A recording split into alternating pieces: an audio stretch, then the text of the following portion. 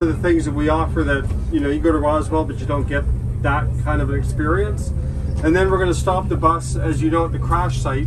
I'll get off the bus if you want and listen more to how things unfolded. So enjoy the ride and we're going to have fun. We was coming from Barrington, me and a friend of mine, while we was out that night. He'd just bought a car that day and he never had no license, so he wanted me to drive him around. Other than that, we'd have been home. Everybody hear me okay? I'll just give you a little heads up why we happened to be out that night. It's a friend of mine had bought a car that day and he never had no license and he wanted me to drive him around. Gotta remember that October the 4th, back then was on the Wednesday. So other than that, I'd have been home and missed all this fun, I guess. So the first place I'm going to show you, it ain't much farther ahead here, is where the police station was that night that we called. And the next place I'll show you is where we picked up the 3 girls that asked us to give a ride, and I'll go from there when we get there. We happened to be in Barrington in parked in where there used to be a store, and these 3 girls that we went to school with come up and said asked us if we'd give them a ride. Yeah, well, you see the sign that says for the insurance place, and it's a beauty parlour now. That was the RC&P office at the time. That was the head office, and the head guy lived there also. In this building right here, the green one. Just ahead here, probably a couple hundred yards, is where we was parked. I'll show you when we get there. When the 3 girls come out, just we'd give them a ride home to a farm or something. That is. Just a second, I'll tell you when we get there. We're turning that down.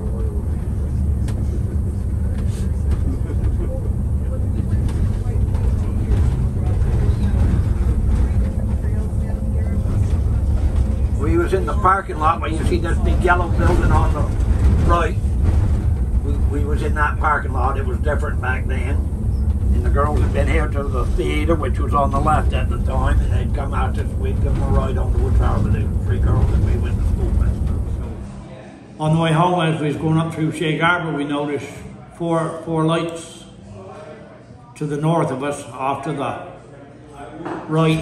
Just past this church, head to your right. You're not really going to see anything. Is where we first noticed the lights.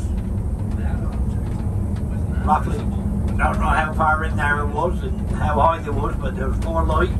There was one that was right in a row, and one would come on. 2 that was right in over to the right of us here and over there, probably a mile away, roughly, where we see the lights.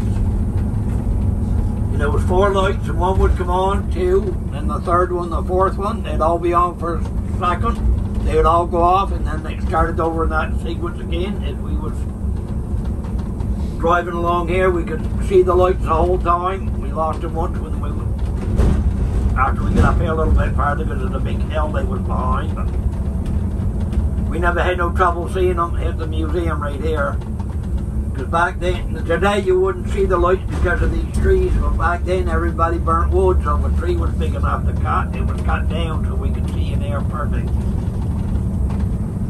And I guess there ain't much else to say other than we were just looking at the lights as we was going along here watching it. Can't remember what we was talking about that night now. A few years ago. We get ahead here, I'll show you where we lost sight of it. And we just see them, it was going on and on. We just figured it was an airplane and it was going along with us. And after we went by the school and started going up the hill, the lights went from going level to going down at a 45-degree angle. After we went by the school here and started going up this hill here, here's where the lights went from going level. We could see them here. And when they got here in front of us here, they started going, we was probably a little farther than this. They started going from level to going down on a 45-degree angle. Just before we made the top of the hill, we'll go around the corner here, is where we lost sight of it. Probably about right here is where we lost sight of the lights. However long this takes, when we made the top of the hill there, we could see the light in the water. It was roughly up off of where that flagpole is now, where it was in the water and about 300 yards from shore. The Coast Guard's going to come up here and they're going to go up far as that, turn around and come back about 300 yards from shore. Turn around here? No, go up to where the phone booth is, and we'll show them when we went to call the RCMP that night. So. We could still see the light that we got out here in the water, then we couldn't see it because of the hills here. That house wasn't here at the time, so. Yeah, there ain't much else to say. We get up to where the phone booth is. I'll show you where we went to call the RCMP. We knew there was a phone booth then. We didn't stop everybody in the houses because everybody didn't have phones back then. We lost sight of the lights for about 2 seconds, made it to the top of the hill, and we see a light in the water, which we knew didn't belong there, so we went to the phone booth and called the RCMP, and I said, we just see a plane crash, and he said, what, you been drinking? He didn't believe me, and I said, nothing. He got the number for the phone booth. Then I went to walk to the car to get in to leave, and he called back and he wanted to know where it was. So I said, meet us at the Moss plant. This green building that's here, the phone booth was right on this end of it. You can turn wherever you want it. It was right on this end of it. The phone booth there's where we called the cops that night and reported a plane crash. The first thing he asked me, what you been drinking? He didn't believe what I had to say, so anyhow, he didn't believe me, but he got the number for the phone booth. But I went to leave to get in the car to leave. Go right up here to the petrol can, you probably turn. That's where I'm going. You were 17, right, Laurie? Yes, I'd have been 18 the end of that month. And well, the end of this month again now. And I went to get in the car to go, and he called, the phone rang, and I went and answered it. And he wanted to know where, so we told him the Moss plant. And today that is a place where they buy whole lobsters and buy lobsters, and that'll be the next parking lot down past where we're going to haul into what they call a crash site now. So, but that's where we had to come and call the RCMP that night. Was there, so this thing don't turn on a dime. So. Nope, it'll make it eventually. And I know why he called back so quick. An RCMP officer on duty was the second guy to call in and report a plane crash. There was 12 calls that night, and everybody called in and reported a plane crash. So I told him to meet us at the Moss plant, and I went back down there, and we see the light drifting in the water, and we hadn't been there a minute or so, and 3 or 4 other cars come, then the Mounties come, and then more cars, and there must have been 50 of us there watching the light drift down by. I'm not sure right here, but down where we last see it, it was about 40 feet. Okay. Coast Guard there. There's a Coast Guard there now. That's roughly how far it was from the shore when it went drifting down by here that night. So. That's pretty neat. Yeah, I heard about that. They've only been for years. Yeah, they've a couple of successful test runs as of late. And where that next building is down ahead of you, there's the parking lot we went in that night. That wasn't even here at the time. So, anyhow, I'll let you scratching outside, I guess.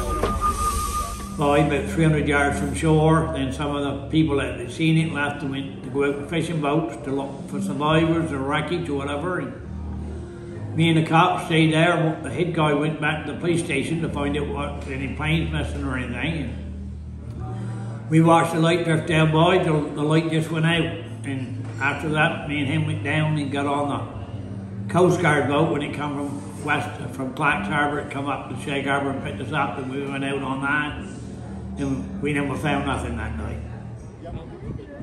Drifted down by with the tide, and the light just went out. Whether it went out and sank, whether it went out and remained afloat, or whether it went out and went back in the sky, I got no idea. So when the nudie girls came down and they dove down there. they drove in the wrong spot. Yeah, they dove down where we seen it last. Okay, or all it floated down. Yeah, it was pretty near down to the school where it was last seen. So.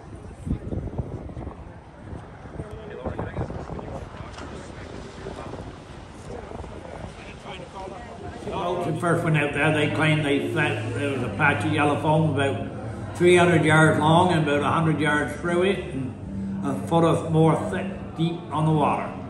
Normie tried to dip it up, and it just run out through the dip net, and nobody never took a sample of it. Now he asked me if I knew what I seen. I said no. He said they called it a UFO. So I asked him what was that. So then he explained what it was. So caught her, and she woke her husband up. He went and woke up the head light keeper, and they called to find out if there was any planes or anything missing, and nothing was missing, so they didn't believe her and made fun of her and everything. And then finally, they see boats out there, so they knew something had happened. So they see the Coast Guard and the fishing boats out. They could tell they were running around looking and stuff. Navy divers showed up here Friday, and we went out on the Coast Guard to show them where it was at.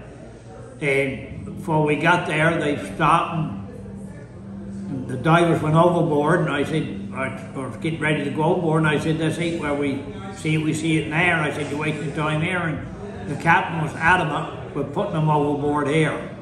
They was down about half an hour, and they come up and went back in. Never found nothing, and I never talked to nobody again. A week later to the day, the camera's house it went over that night when it went in the water claimed they see 2 craft come out of the ocean and go out over the Bay of Fundy or go out over the Gulf of Maine.